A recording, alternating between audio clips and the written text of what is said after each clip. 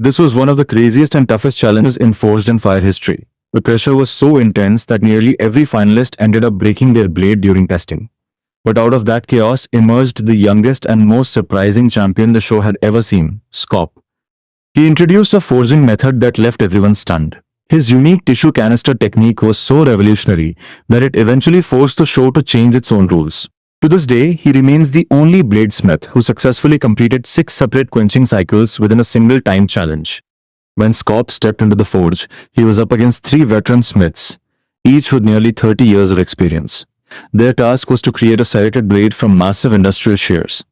The steel is incredibly difficult to work with, making canister Damascus the best option.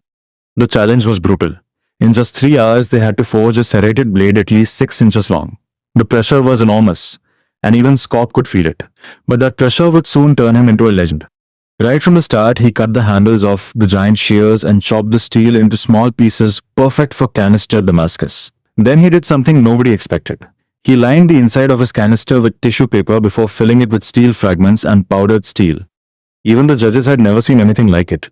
Meanwhile, the other competitors played it safe. They carefully cleaned every piece of steel, ground away impurities, and coated their canisters with release agents. Alan took the opposite approach, skipping most of the preparation and relying purely on luck.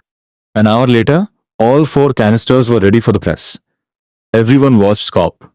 Would the tissue paper trick actually work? The answer came instantly. With a single press, the outer canister peeled away almost perfectly. The billet was clean, solid, and beautifully fused. The entire shop was shocked.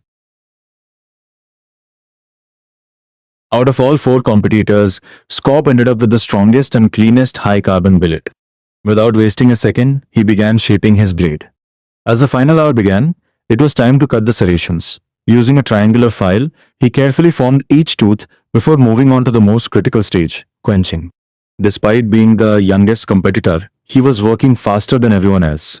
He quenched his blade once, but wasn't satisfied. So he reheated it and quenched it again. The blade warped slightly. Most competitors would have panicked. Skopp didn't. He corrected the mistake and quenched it a 3rd time, then a 4th, then a 5th. With only 20 minutes left, he had already completed 5 quench cycles while everyone else was focused on finishing and polishing their blades. But Skopp wasn't done. He returned to the forge one final time and performed an unbelievable 6th quench. The judges were speechless. Time was up. 1 blade, 6 quenches, 1 unforgettable performance. Now only one question remained.